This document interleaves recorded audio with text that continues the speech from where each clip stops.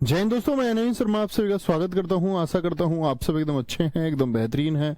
एक बार सारे प्यारे दोस्त बताएंगे आप सब कैसे हैं। उम्मीद करेंगे एकदम अच्छे होंगे, एकदम बेहतरीन होंगे।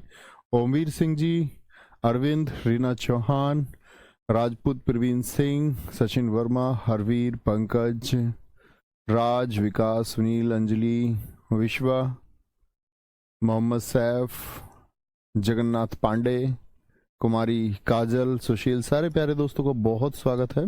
और दोस्त हम आज एक नया चैप्टर शुरू करने जा रहे हैं जिसका नाम है छंद। ठीक है, रस से मैंने आपको बताया रस उतना महत्वपूर्ण टॉपिक नहीं है, बहुत आसान सा प्रश्न बनता है, स्थायी भाव से प्रश्न बनता है, 99% चांस होते हैं, उसके बाद बहुत बेसिक चीजें बार बार रिपीट होती हैं। लेकिन यहाँ पर छंद, ठीक है, ये सीखने का, अलंकार ये सीखने का अध्याय है। इन दोनों से काफी प्रश्न बनते भी हैं और कभी कभी परीक्षा में 2-2 प्रश्न भी आपको देखने को छंद से मिल जाएंगे और अलंकार से भी 2-2 प्रश्न देखने को मिल जाते हैं। तो बहुत अच्छे से आपको इन अध्यायों को समझना है। ठीक है, तो आज हम छंद को शुरू करेंगे। सबसे पहले नोट करेंगे, नया अध्याय मित्र शुरू करेंगे और नाम है अध्याय का छंद। ठीक है, छंद परिभाषा, यानी छंद होता क्या है। अगर हम मित्र परिभाषा की बात करें आपसे तो परिभाषा क्या होगी, लिखेंगे महर्षि पाणिनि के अनुसार। महर्षि पाणिनि आप जानते हैं, व्याकरण इन्होंने ही लिखी। महर्षि पाणिनि, कौन सी पुस्तक इन्होंने लिखी है व्याकरण की, बताएंगे। महर्षि पाणिनि के अनुसार जो आह्लादित करे, आह्लादित बोले तो प्रसन्न, आह्लादित करे, जो आह्लादित करे, या बोलो प्रसन्न करे, प्रसन्न करे, प्रसन्न करे, वही छंद है। क्या बोले, जो आह्लादित करे, प्रसन्न करे, वही क्या है, वही छंद है। ये इन्होंने कह दिया।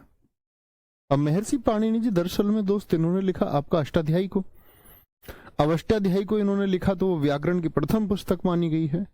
और कोई भी व्याकरण जो है वो नियमों में बंधी रहती है।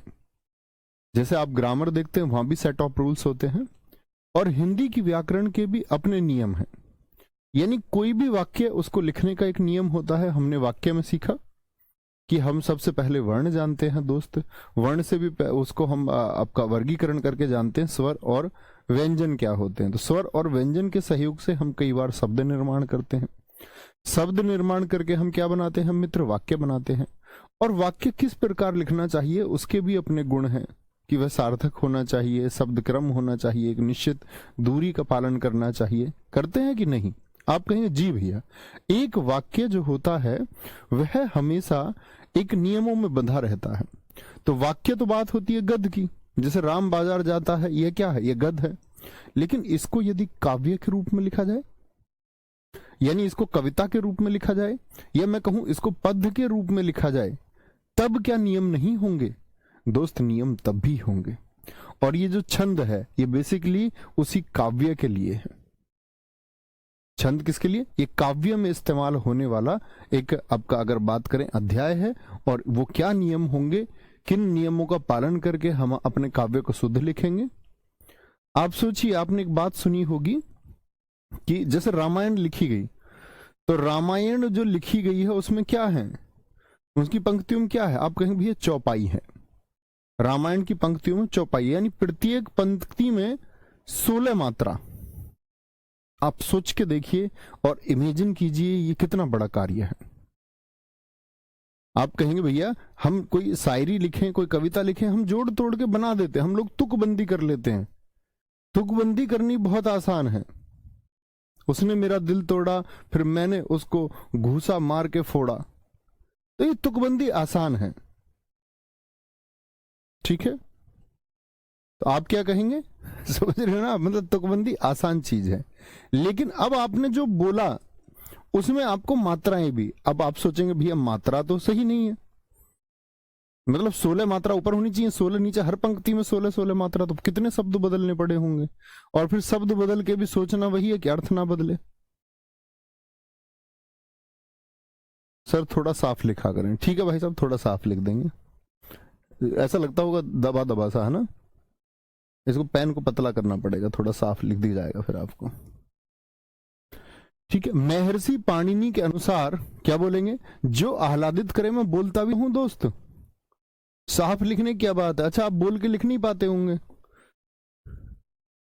यहां देखें, आगे बात समझते हैं। तो छंद क्या होता है, इसीलिए हम कहते हैं छंद का अर्थ क्या होगा। तो छंद का अर्थ अब बताना दोस्त, अब साफ दिखेगा ना। छंद का अर्थ होता है बंधन। क्या होता है?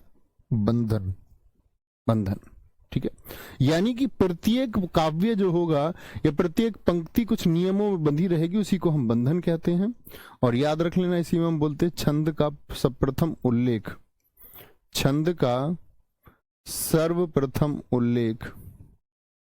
अबे यार, कितना बड़ा बड़ा तुम लिखवा रहे हो मुझसे, हैं? Not my style. ऐसे तो मैं लिखने पे ज्यादा ध्यान जा रहा है मेरा। ऋग्वेद में क्या बोलोगे? छंद का सर्वप्रथम उल्लेख कहां पर है? ऋग्वेद में। भाई साहब मुझे मेरी तरह लिखने दें, ठीक है? सुन लो, अगर आप नहीं लिख पा रहे हैं, नहीं समझ में आ रहा हूं, तो नाम मतलब जो शब्द है उनको सुन लो। छंद का जो दूसरा नाम है वो पिंगल ऋषि ने दिया, इसीलिए इनको पिंगल कहा जाता है, छंद को पिंगल कहा जाता है, ठीक है। अब फिर बात आती है छंद के अंग। क्या? छंद के अंग या अवयव बोल सकते हैं हम। अवयव या अंग कितने होते हैं? तो आप कहेंगे भैया 7 होते हैं। क्या बोलोगे? 7। ये छंद के बारे में बेसिक जानकारी है कि जो प्रसन्न करे वाक्य को, यानी वाक्य को खूबसूरत बनाए, वाक्य को सुंदर बनाए, वह महर्षि पाणिनि कहते हैं। छंद का अर्थ होता है बंधन, ठीक है। और आपका छंद का सर्वप्रथम उल्लेख होता है ऋग्वेद। छंद का दूसरा नाम है पिंगल, और छंद के अवयव या अंग हैं आपके 7, ठीक है। छंद के अवयव कितने हैं? मीनू बमनिया, वेरी गुड, बहुत शानदार, बहुत गजब।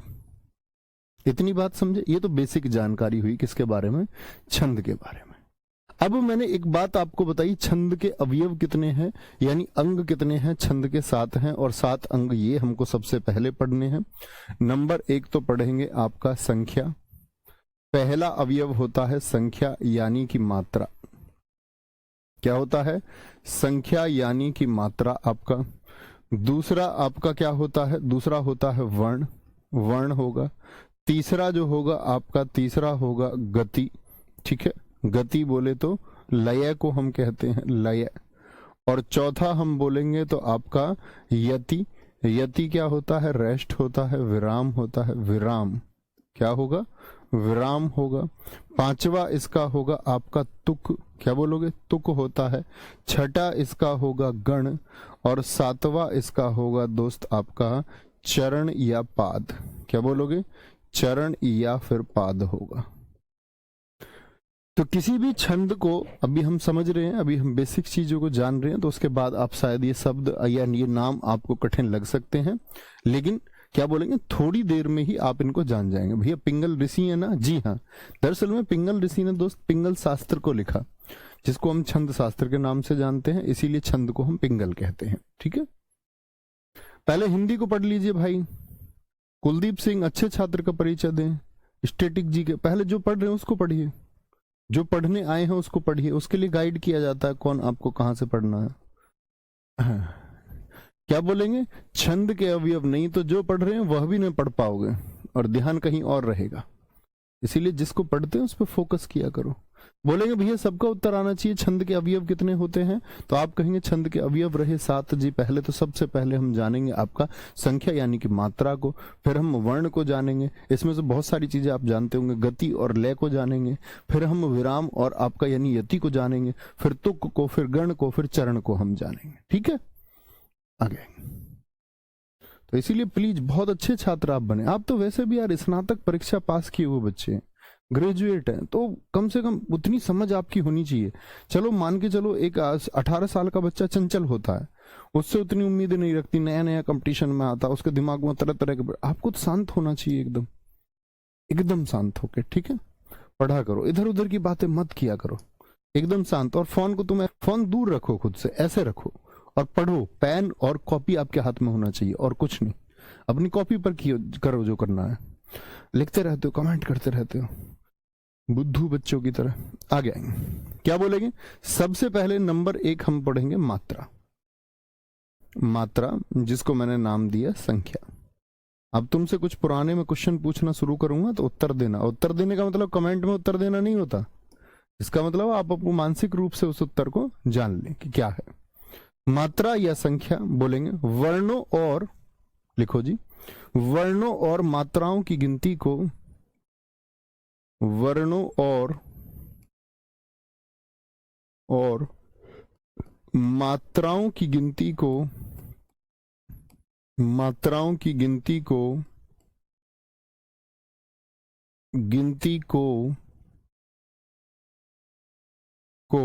भाई साहब संख्या कहते हैं। भाई साहब मत लिख लेना इसमें बीच में संख्या कहते हैं, कभी बीच में भाई साहब लिख लो। वर्णों और मात्राओं की गिनती को क्या कहते हैं? संख्या कहते हैं। ठीक है, अब ये दरअसल में जितनी भी मात्रा होगी, इसका मतलब क्या हुआ, बात निकल के आती है। अर्थात भाई मात्रा गिनेंगे तो मात्रा से क्या पता चलता है? अर्थात वर्ण के उच्चारण में लगा समय कम लगेगा कि ज्यादा लगेगा? उच्चारण में लगा जो समय होगा वह क्या होता है? मात्रा होता है। जैसे मैं आपसे जानना चाहूंगा, याद रख लेना इस बात को, मात्रा 2 प्रकार की होती हैं। मात्राएं लिखें, सॉरी, मात्राएं 2 प्रकार की होती हैं। कितने प्रकार की होती हैं मात्राएं? 2 प्रकार की होती हैं। कौन कौन सी 2 प्रकार की? एक तो होंगी आपका एक मात्रा होगी जिनकी एक मात्रिक, और दूसरी आपका होंगी द्विमात्रिक। कितने प्रकार की होंगी?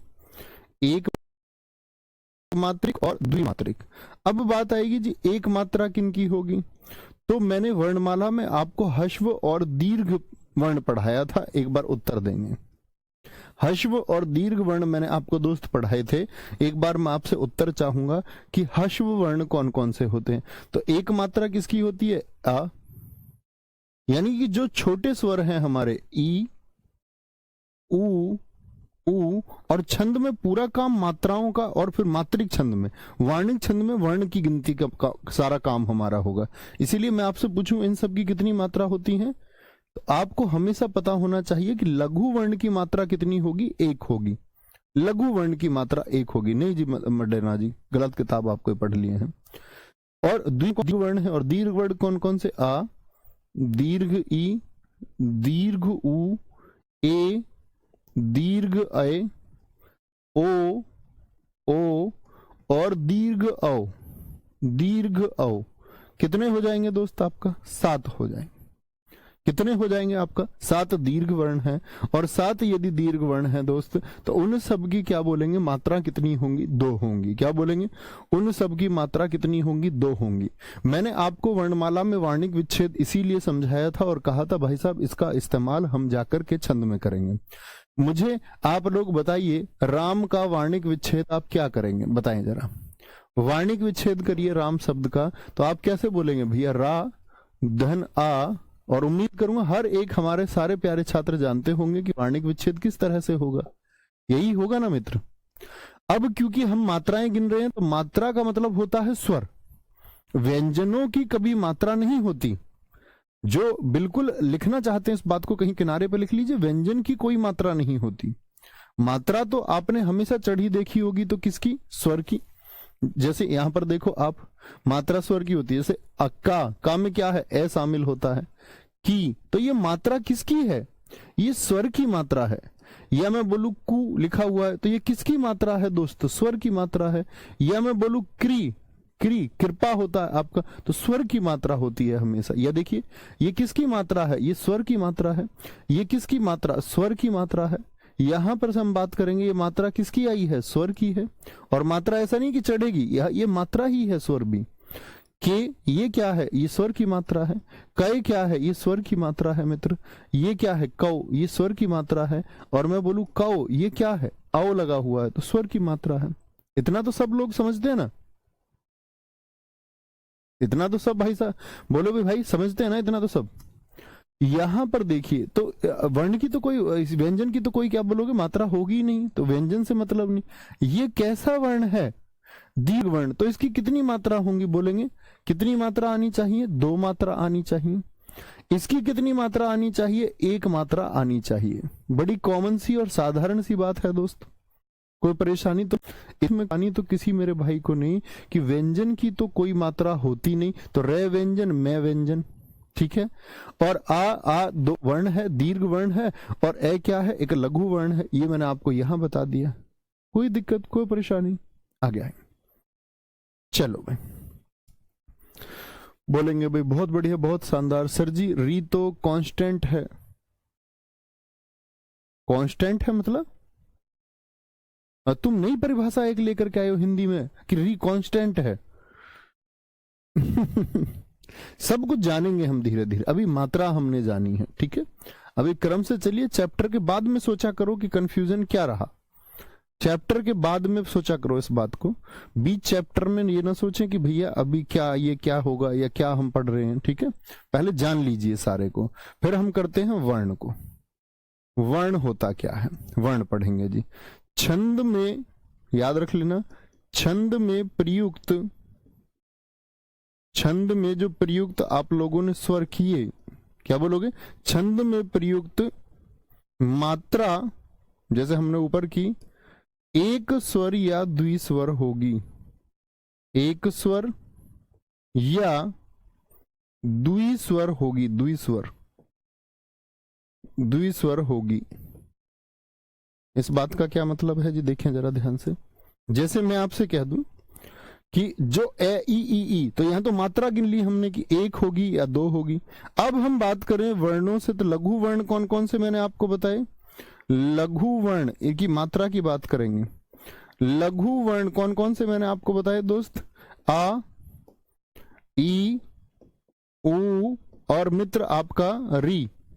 इनके लिए हम क्या लगाएंगे, 1 मात्रा का इस्तेमाल करेंगे, 1 मात्रा। इसको हम बोलते हैं खड़ी पाई। मैंने आपको बताया था ये क्या होगा, खड़ी पाई होगी। तो जहां कहीं छोटा होगा क्या बोलेंगे, क्या बोलेंगे, आप क्या बोलोगे भैया कि ये जो है आपका, जहां कहीं छोटा स्वर होगा उसको हम 1 से गिनेंगे। मैं आपसे भी प्रैक्टिस कराऊंगा। और कहीं भी दीर्घ वर्ण हुए, दीर्घ वर्ण कौन कौन से आपका, दीर्घ कौन से होते हैं, कितने होंगे, संख्या बता दीजिए आप दीर्घ वर्णों की कितनी होगी। तो आ हो, दीर्घ ई हो, दीर्घ उ हो, ठीक है, ए, दीर्घ ए हो, औ और दीर्घ औ हो। तो इन सब के लिए जो मात्रा होंगी दोस्त, उसको हम ऐसे एस सा लिखेंगे, एस। एस दरअसल में ये द्विवर्ण के लिए होता है, इसको बोलते हैं वर्तुल। क्या नाम है इसका, वर्तुल रेखा इसको हम कहते हैं, वर्तुल रेखा होती है एस के जैसी, एस के जैसी। तो ये लघु हुआ, ये दीर्घ या गुरु वर्ण भी मैं कह सकता हूं, गुरु मतलब बड़ा, मैंने आपको बताया बड़ा वर्ण। तो भाई साहब इनकी रेखा क्या होगी, तो आपसे मैं पूछना चाहूंगा, जरा बताना मुझको। जैसे मैं कह दूं आपसे, राकेश को मात्राओं के द्वारा इस चिन्ह के द्वारा दिखाओ आप, 1 और एस। हाँ क्या बोलो, खड़ी पाई या वर्तुल।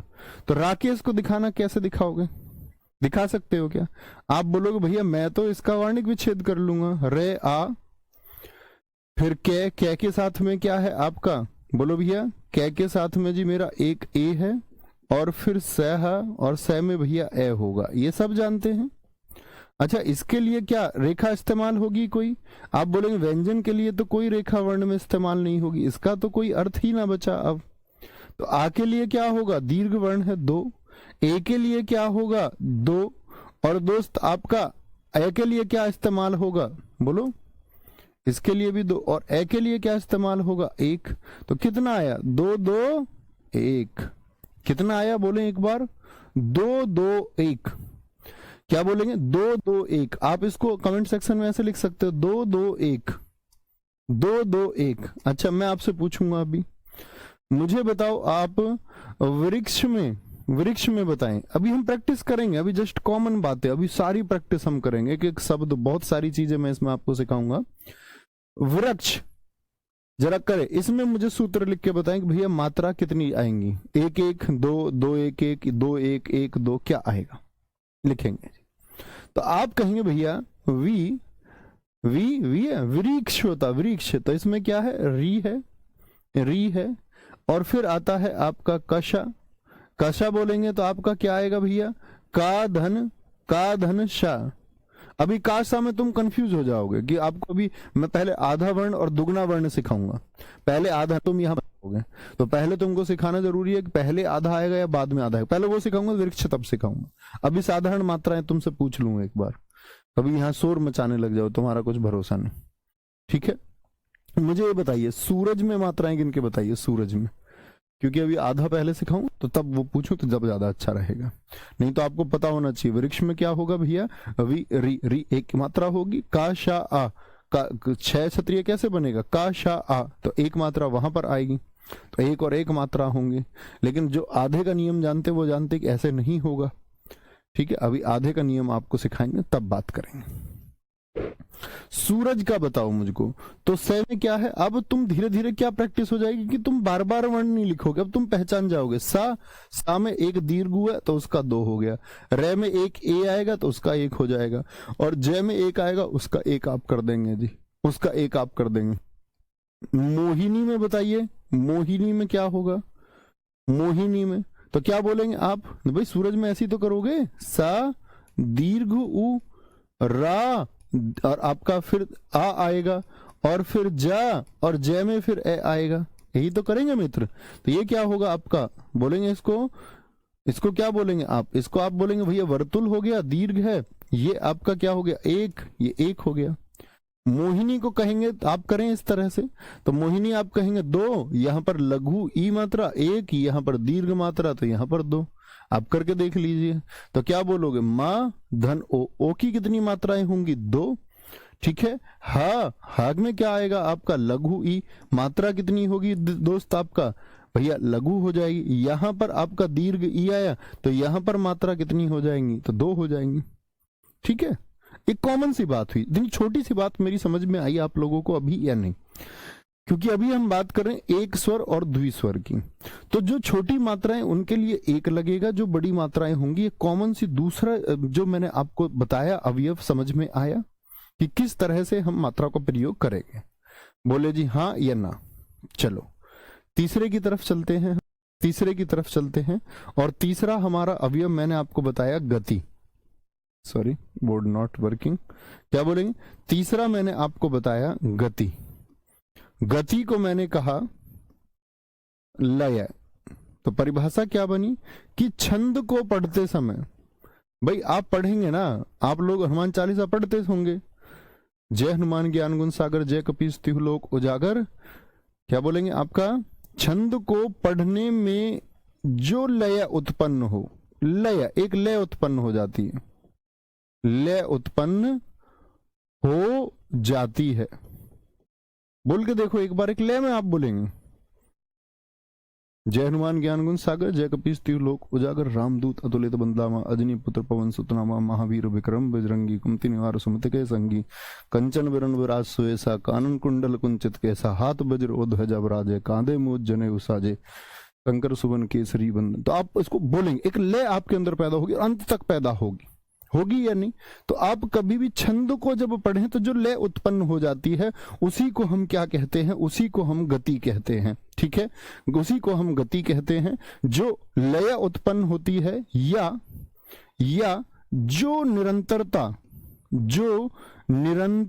उत्पन्न होती है, जो निरंतरता उत्पन्न होती है, एक कंटिन्यूटी आएगी, एक आपका निरंतरता आएगी, निरंतरता उत्पन्न होती है, तो उसको हम क्या बोलेंगे? उसको हम गति कहते हैं। क्या कहते हैं? गति। ठीक है जी, छंद में इसका भी इस्तेमाल होगा। आपका चौथा मैंने बताया था यति। अब आप कहीं पर एक आप जब लगातार बोलते रहेंगे तो कहीं ना कहीं तो आप मुझे बताएं, एक विराम आपको लेना पड़ेगा या नहीं? लंबी सी सांस खिंच जाएगी जब बहुत सारा बोल दोगे, तो लास्ट में क्या होगा, एक लंबी सी सांस खिंचेगी और आप रुकेंगे, आप रुकेंगे, ठीक है, आप रुकेंगे। अभी दोस्त ये सब सीखेंगे हम, वर्णों का, अनुनासिक की क्या मात्रा, चंद्र बिंदु की कितनी मात्राएं गिने, ठीक है, इस तरह से हमको वो याद करना होगा। आगे यति या विराम की अगर हम बात करें, यति या विराम क्या है आपका, ये समझे, क्या बोलेंगे यति या विराम क्या होता है? पाठक द्वारा, क्या बोलेंगे, कोई भी पाठक है यदि आपका छंद पाठन के दौरान, ये लिख सकते हैं, सॉरी, छंद पाठन के दौरान, जब आप किसी छंद को पढ़ रहे हैं, छंद पाठन के दौरान, छंद पाठन के दौरान जब नियत समय पर, यानी एक निश्चित समय पर, नियत समय पर, नियत समय पर श्वास लेनी पड़ती, श्वास, श्वास, श्वास लेनी पड़ती है, लेनी पड़ती है, अर्थात, अर्थात बीच में, क्या बोलोगे, बीच में रुकावट पैदा होती है, या रुकावट नहीं, विराम पैदा होता है, स्पेस आएगा, एक समय के लिए रुकना पड़े, एक विराम पैदा होता है। रुकावट इसलिए नहीं लगता क्योंकि आगे फिर चलते हैं, विराम पैदा होता है, तो उसको क्या बोलेंगे हम, आपका यति कहते हैं, यति। और जब रुकने का अपने आप में एक बड़ा महत्व होता है, अपने आप में एक महत्व होता है। अपने आप में महत्व से क्या मतलब है जी, अपने आप में महत्व से क्या मतलब है, देखो, जैसे एक बहुत हिंदी का प्रचलित है, उसे रोको मत, उसे रोको मत, यहां तक आपने बोला, अब आपने विराम ले दिया, उसे रोको मत जाने दो, इसका क्या अर्थ हुआ, यानी विराम चिन्ह कहां पर आया आपका, विराम आया यहां पर, यति यहां पर आ गई।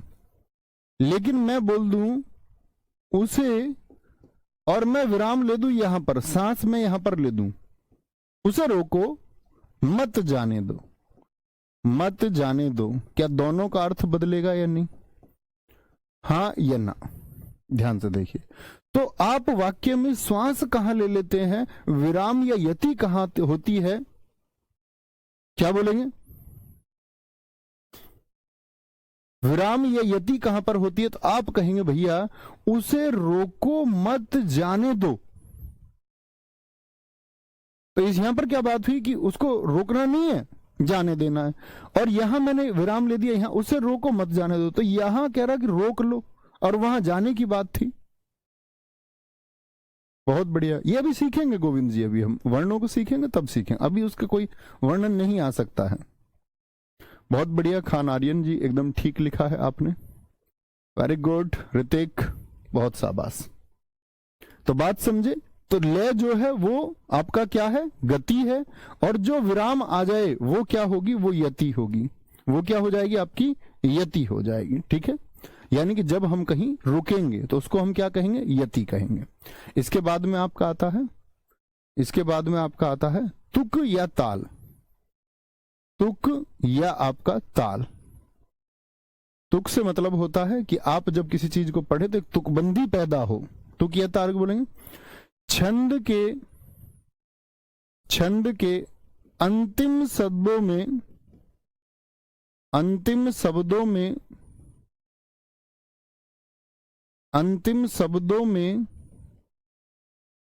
यदि तुक हो, यदि तुक हो तो वे तुकांत छंद, क्या बोलोगे, तो वे तुकांत छंद, और यदि, यदि तुक ना हो तो, कोई तुकबंदी ना हो, राइम बोलते हैं जिसको हम अंग्रेजी में, तुक ना हो तो वे अतुकांत छंद, अतुकांत छंद कहलाते हैं। क्या बोलेंगे? ऐतुकांत छंद कहलाते हैं। ठीक है, तो अब ऐतुकांत छंद कैसे जी? जैसे मैं आपको बताऊं, मुझे नहीं ज्ञात मैं कहाँ हूं, कुछ वाक्य लाइन लिखिए। मुझे नहीं ज्ञात मैं कहाँ हूं, मैंने ये बोला मुझे नहीं ज्ञात मैं कहाँ हूं, मैं मुझे नहीं ज्ञात मैं कहाँ हूं, प्रभो संबोधन किया एक, यहां हूं अथवा वहां हूं, यहां हूं अथवा अथवा वहां हूं, ये बताएं मुझको। तो बाद में देखो एक तुकबंदी इसमें है या नहीं। इन दो पंक्तियों को आप तुकांत कहेंगे कि अतुकांत कहेंगे? बोलेंगे। इनको आप कहां हूं और वहां हूं, तो एक तुकबंदी बन रही है या नहीं? अक्सर शायरियों में क्या होता है, तुकबंदी बनती है बाद में। तो तुक का मतलब ताल, और जब ये डिफरेंट हो जाए यानी कि ये भिन्न हो जाए, अलग अलग हो जाए, तब क्या बोलेंगे? अतुकांत। आकांक्षा अंबेडकर जी एकदम सही लिखा था। बोलेंगे आगे, कोई दिक्कत कोई परेशानी इस बात में? तो इसको क्या कहेंगे आप कहेंगे भैया इसको मैं यदि देखता हूं तो मैं कहूंगा इसको मैं कहूंगा आपका तुकांत छंद, और यदि ना मिले ऐसा तो अतुकांत हो ही जाएगा। आसान बात है, रटने की आवश्यकता ही नहीं। छठा होता का चरण या पाद, चरण या पाद। ये दरअसल में क्या होता है ये समझें, ये देखें, लिखेंगे। जैसे मैं आपसे कुछ लिख दूं, पहले एक उदाहरण लिख के मैं आपको बताता हूं। उदाहरण हम लिख सकते हैं, पेट पीठ दोनों मिलकर हैं एक, पेट पीठ, थोड़ा भैया दो पंक्ति छोड़ के लिखना, पेट पीठ दोनों मिलकर हैं एक, दोनों मिलकर हैं एक। ठीक है, चल रहा चल रहा चल रहा लकुटिया टेक, लाठी के सहारे चल रहा लकुटिया टेक। ये देखो, अब दरअसल में चरण होता क्या है, यहां पर आपको एक बात लिख लेनी है। ठीक है, ये आपने जो दो लाइन छोड़ी होंगी तो वहां पर आप लिख सकते हैं कि प्रत्येक, बोर्ड तुम्हारा बड़ा लेट चलता है, क्या बोलेंगे? प्रत्येक, लिखना इस बात में, प्रत्येक छंद की पंक्ति को, या प्रत्येक छंद नहीं बोलेंगे, छंद की प्रत्येक पंक्ति को तो ज्यादा सही होगा। छंद की प्रत्येक पंक्ति को, प्रत्येक पंक्ति को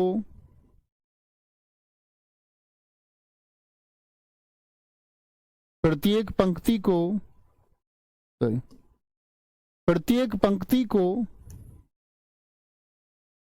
चरण कहते हैं। क्या कहते हैं? चरण। तो मैं इसको बोलूं पेट पीठ दोनों मिलकर हैं एक, ये क्या होगा? ये चरण हुआ आपका पहला। चल रहा लकुटिया टेक, ये कौन सा चरण हो जाएगा आपका? ये चरण 2 हो गया। तीसरा होता तो तीसरा क्या होगा आपका? बोलेंगे आप सर विराम चिन्ह चैप्टर करेंगे? जी हाँ करेंगे। ठीक है, निहाल जी करेंगे जरूर, पक्का। तो चरण 1, तीसरा होता तो क्या बोलते? चरण आप कहते 3। चौथी पंक्ति होती तो चरण 4 होता, और पांचवी पंक्ति यदि होती तो चरण 5 होता। तो यहां पर होती है कि काव्य में छंद को लिखते समय अधिकतम चरण कितने हो सकते हैं? क्या 10 हो सकते हैं? हाँ या ना?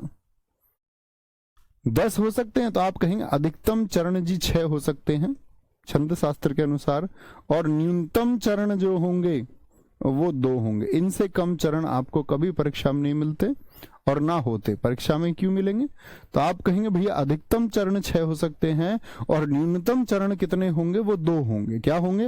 वो 2 होंगे। ठीक है, जैसे यहां पर एक बात और आती है, एक बात और आती है कि दोहा और सोरठा, दोहा और सोरठा जब हम पढ़ेंगे, अभी आप नहीं जानते, सिर्फ नोट कर लीजिए। दोहा और सोरठा की ठीक है कि अगर हम बात करें क्या हो जाएंगे उसमें, दोनहा और सोरठा कि इसके प्रत्येक पंक्ति में 2 चरण होते हैं, उसके एक पंक्ति में 2 चरण हो जाएंगे। प्रत्येक पंक्ति में आप जान जाएंगे, बड़ी आसान सी चीज होगी जब आप पढ़ेंगे। प्रत्येक पंक्ति में 2 चरण होते हैं, 2 चरण होते हैं जिसे दल कहते हैं, क्या कहते हैं? दल। यदि एक ही पंक्ति में 2 चरण हो जाएं तो उसको हम बोलते हैं दल। ये कैसे होगा कि जैसे ये लिखा हुआ था, पेट पीठ दोनों मिलकर हैं एक, ऐसे लिख दे, पेट पीठ दोनों मिलकर हैं एक, दोनों मिलकर हैं एक, जो ऊपर लिखा हुआ है, और इसी में मैं कॉमा लगा के बोल दूं, चल रहा लकुटिया टेक, चल रहा लकुटिया टेक। तो कितने हो जाएंगे दोस्त इसमें देखना, एक ही पंक्ति में क्या हो जाएंगे आपका 2 चरण हो गए, तो वो आप आसानी से पहचानेंगे। ठीक है, तो क्या बोलेंगे भैया, कितने चरण हो सकते हैं आपका अधिकतम? आपको परीक्षा में जो मिलेंगे, जब हम पढ़ेंगे आपको, आप जानेंगे 6 चरण किस में होते हैं, ये हमको पहचानना होगा, हम जानेंगे भी ये बात। तो मैक्सिमम कितने हो सकते हैं, अधिकतम बोले? छंद शास्त्र के अनुसार 6। ऐसा नहीं है कि 6 लाइन तक का ही काव्य हो सकता है 6 चरणों, काव्य 600 लाइन का हो सकता है, लेकिन बटा हुआ कैसे होगा? मैक्सिमम 6, 4, 2 ऐसे बटा हुआ रहता है। कोई दिक्कत, कोई परेशानी? तो अधिकतम कितने चरण होंगे? 6 का जोड़ा होगा, 6 का जोड़ा होगा। ठीक है, अभी हम पढ़ेंगे, इसके लिए आपको धैर्य रखना पड़ेगा थोड़े से, 6 कैसे होते हैं, 4 कैसे होंगे, 2 कैसे होंगे, सब आपके सामने आएगा। ठीक है, आगे आएंगे, यहां पर लिखेंगे जी। अगली बात पर आते हैं। अगली बात क्या आती है? 7वां आया हमारा गण। गण का मतलब क्या होता है? समूह, एक ग्रुप होता है। ठीक है, गणों की संख्या जो है, याद रख लेना, गणों की संख्या छंद शास्त्र में 8 होती है। छंद शास्त्र में 8 होती है। कितनी होती है? 8 होती है। तो मैं आपसे पूछूं गणों की संख्या कितनी होती है, तो सबसे पहले तो यही पूछा जाएगा, तो आप कहेंगे भैया 8 होती है। अच्छा, 8 में अगर हम बात करें कौन कौन से 8 होंगे, वो भी बात करेंगे। याद रख लेना, इसमें प्रत्येक होगा, प्रत्येक गण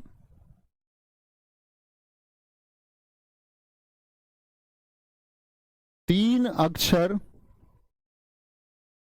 या वर्ण, प्रत्येक जो गण है वो 3 अक्षर या वर्ण का होता है। कितने का होता है?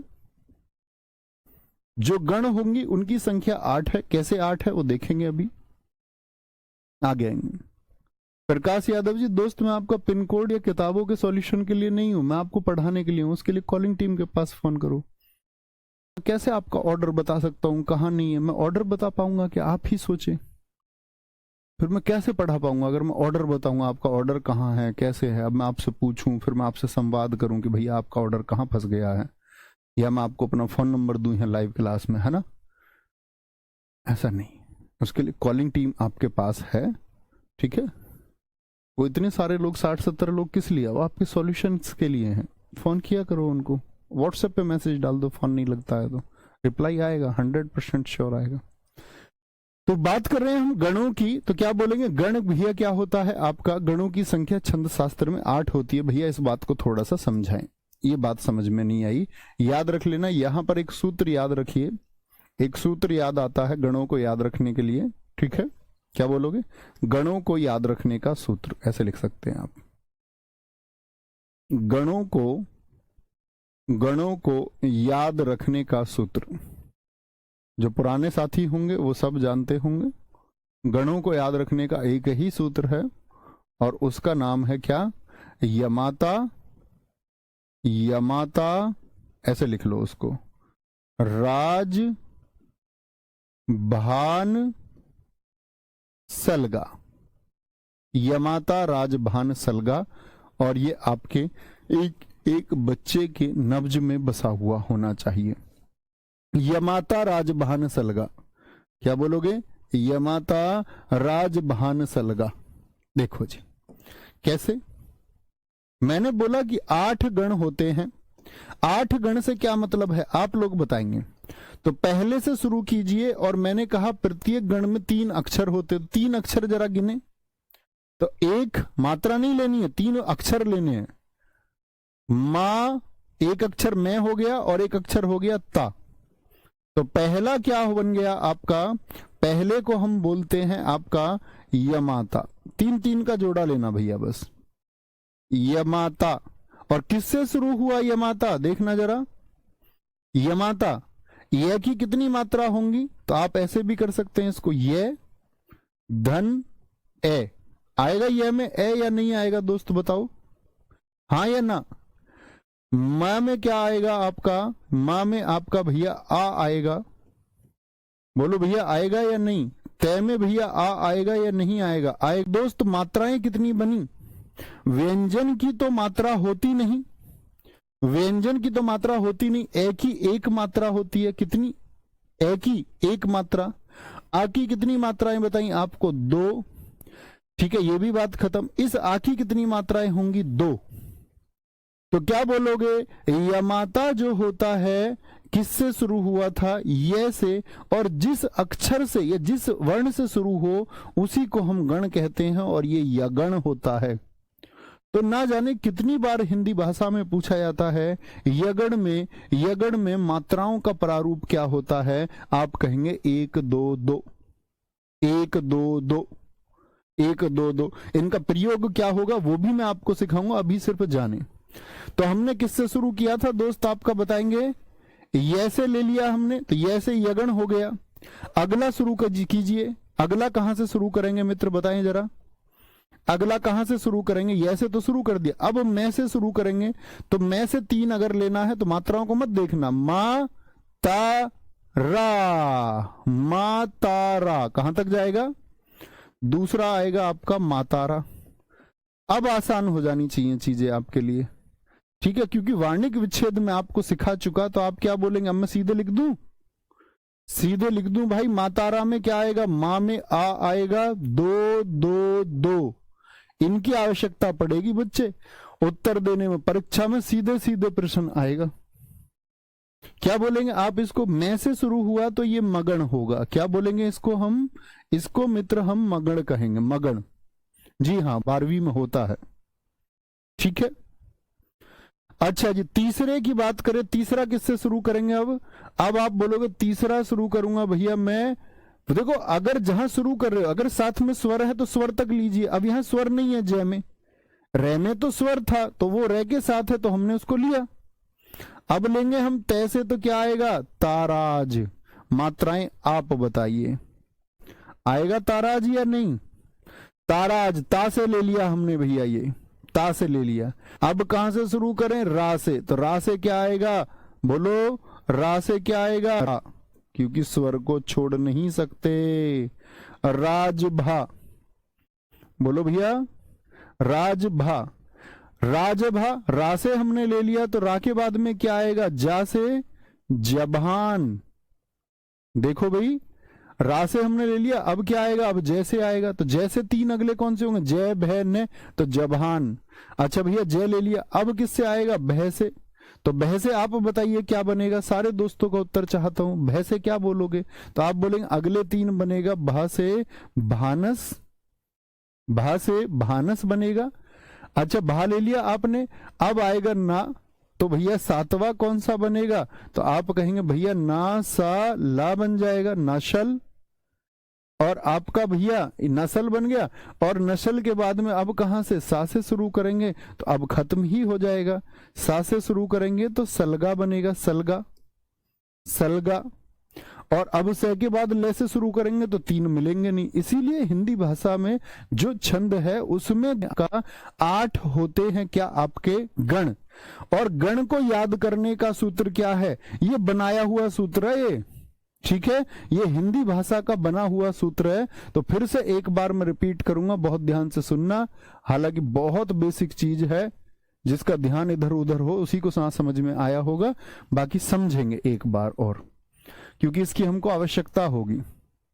मैंने बोला हिंदी भाषा में कोई भी शब्द जब आप लिखेंगे उसमें एक गण होगा, अगर वो 3 अक्षर का, तो आप 3 अक्षर का कोई एक वर्ण सोच के लिख लो अपनी कॉपी पे कहीं साइड में, ठीक है। अच्छा जी, तो मैंने बोला इसको शुरू करेंगे 3-3 वर्ण पर, तो या से शुरू किया तो कितना आएगा भैया, बोलो, या, मा और ता आएगा या नहीं। माँ से शुरू करूं तो क्या आएगा, मा ता रा, स्वर को तो नहीं छोड़ सकते। अच्छा, अगला शुरू होगा ता से, तो देखो फिर से ता रा जा। अगला देखो रा से शुरू होगा तो रा जा भा, अब रा हम ले चुके, तो अब क्या आएगा आगे, जा से शुरू होगा जबहान। जय हम ले चुके, तो अब किससे शुरू होगा, भा ना सा, 3 का। भा हम ले चुके दोस्त, आपका क्या आएगा, ना, तो आप बोलेंगे व्यंजन से ही शुरू करना है, और यदि बाद में स्वर आ रहा तो उसको लेना, ऐसे नहीं कि आ से शुरू कर दो, इससे कोई शब्द ही नहीं बनेगा, आनस। तो बहा हम ले चुके, अब बचा ना, तो न को भी हम ले चुके, न से ले, बचा क्या, सलगा लेना। इस तरह से आपको आया या नहीं। चलो जी, मात्राएं बता दो, सबकी मात्राएं लिख दो, बार बार नहीं बताऊंगा। वर्ण में, वर्ण विच्छेद में बहुत अच्छे से पढ़ाया था, जिसने वर्ण विच्छेद नहीं पढ़ा हो वर्णमाला में जाके पढ़ना, ओके, ठीक है। आगे आएंगे। ताराज का क्या होगा, 2 2 1। नाम क्या दूं भैया, बताना इसको। तय से शुरू है तो भैया तगण होगा, क्या होगा, तगण होगा। राजभा क्या होगा आपका, 2 1 2, और इसको क्या नाम दे दें, रगड़ नाम देंगे चौथे को। 5वें को दोस्त क्या नाम देंगे भैया, मात्राएं आप बताइए सारे लोग, जगण। और ईमानदारी से बताना सबकी मात्राएं ठीक है ना, 1 2 1। भानस में कितनी मात्राएं आएंगी, बहा की 2 मात्रा, न की 1, से की 1, तो क्या बनेगा आपका, क्या बोलेंगे, भगण बनेगा, भगण बन जाएगा, ठीक है। नस्ल की अगर हम बात करें तो क्या बन जाएगा, 1 1 1, इसको क्या बोलेंगे हम, नगण बोलेंगे, नगण। सलगा की अगर हम बात करें आपका क्या बन जाएगा, 1 1 2, और 1 1 2 बन जाएगा, तो इसका मतलब क्या हुआ, ये सगण बन जाएगा, समझे बात को, समझे, ठीक है। अच्छा, मातारा की अगर हम बात करें तो क्या बनेगा, माँ धन आ, ये लिख सकते हैं खुद, मुझे बार बार ये छोटे बच्चों वाला काम करने की जरूरत तो नहीं है। अब मैं समझूंगा इतने होशियार आप हो चुके होंगे कि ये काम खुद कर सकते हैं, लिख सकते हैं, ये नहीं, बहुत आसान है, ठीक है। ये लिखना अपनी कॉपी में, ये आपका कार्य है। तो भैया ये बात मैं आपको सिखा रहा हूं, इसका इस्तेमाल होगा जब मैं आपको सूत्र बताऊंगा कि भैया शुरुआत में 2 तगड़ होने चाहिए, तो आप कहेंगे तगड़ का आपके दिमाग में आना चाहिए ताराज। मैं बोलूं कोई सूत्र मैं आपको बताने लगूं हिंदी भाषा का, मैं कहूं शुरुआत में एक भगण होना चाहिए, तो बहा नाम आते ही आपको क्या लगेगा कि बहा से भानस, और भानस की मात्रा कितनी, 2 1 1। तो ये चीज आपको मेंटली करनी होगी, उसका बहुत फायदा हो, ठीक है। देखेंगे, गौरव शर्मा जी कह रहे भैया मैंने आपके खाकी बैच से सब कुछ रटा हुआ है, कहीं से कुछ भी पूछ लो, जिन्होंने पढ़ा हुआ है वो सभी बता देंगे। ये अच्छी बात होती है कि आपने अच्छा रिवीजन किया हुआ, पढ़ा हुआ बोला करो यार, रटा हुआ पढ़ने में ऐसे रहता है, रटा हुआ पढ़ने में ऐसे लगता है कि पता नहीं, मतलब गलत तरीके से जैसे आपको पढ़ाया गया हो, ठीक है। उस खाकी बैच से भी अच्छा बैच हमारा उसमें हिंदी चल रहा है ना। अच्छा, मुझे एक बात बताइए मुझे बताइए कि 3 वर्ण का कोई एक अक्षर आप लिख के दिखाएं, कोई एक अक्षर 3 वर्ण का, तो ये आपको समझ में आ जाएगा जो भी आपने लिखा है। 3 वर्ण का कोई एक अक्षर आप सोच लीजिए, कोई अक्षर कह रहा हूं, सॉरी, कोई एक शब्द जिसमें 3 वर्ण आते हो, सोच के देखिए जरा। 3 वर्ण का कोई एक अक्षर, सारे दोस्त सोचेंगे। जैसे मैं बोल दूं हमारा प्रिय देश भारत है, तो इसमें भी कितने हैं, 3 अक्षर हैं। इसकी मात्राएं क्या होंगी, इसकी मात्राएं क्या होंगी, बोलो भैया, 2 1 1। अब 2 1 1 किसका सूत्र होता है, मैं पूछूं भारत शब्द में कौन सा गण होगा, कौन सा गण होगा, तो गण होने के लिए तो आपको मात्राएं पता होनी चाहिए। तो ऐसा कौन सा गण होता है जिसकी मात्राएं 2 1 1 होती हैं, तो आप कहेंगे भानस होता। अब ये नहीं कि यहां पर भय इसीलिए मैंने भगण लिख दिया, नहीं। तो कौन सा गण होगा, मात्राओं की वजह से, भय की वजह से नहीं, मात्राओं की वजह से, क्या बोलेंगे, मात्राओं की वजह से कौन सा हो जाएगा आपका, भगण हो जाएगा। यहीं पर शब्द होता भरत, क्या तब भी भगण होगा क्या? तो भय से मतलब नहीं है। तो भरत में कितनी मात्राएं होंगी? एक एक एक। तो ये एक एक एक मात्रा किसमें होती है? तब यहां पर कौन सा गण हो जाएगा? एक एक मात्रा है तो नशल होगा, क्योंकि नशल में ही कोई आपका दीर्घ नहीं होता, सारे लघु रहते हैं, सारे लघु होते हैं। ठीक है, बाकी सोचिए, जैसे मैं बोल दूं, अब कोई आपसे बोले कि सागर शब्द में, तो अब तो मुझे दिख ही जाएगा सागर, दो एक एक भगण हो जाएगा जी, भगण हो जाएगा। ठीक है, भगण हो जाएगा। मैं आपको होमवर्क के लिए क्वेश्चन दे रहा हूं, आप बताना उसमें कौन सा गण है। मसाला शब्द में कौन सा गण होगा? मैंने दे दिया मसाला। मसाला शब्द में गण बताइए, गण, गण बताइए। तो कौन सा गण होगा? यानी 8 में से ही कोई सा एक होगा। तो मात्राओं के द्वारा आप चुनाव कर पाएंगे। ठीक है, मिलते हैं कल, ऐसे ही सीखते रहेंगे धीरे धीरे। उम्मीद करूंगा जो चीजें सिखाई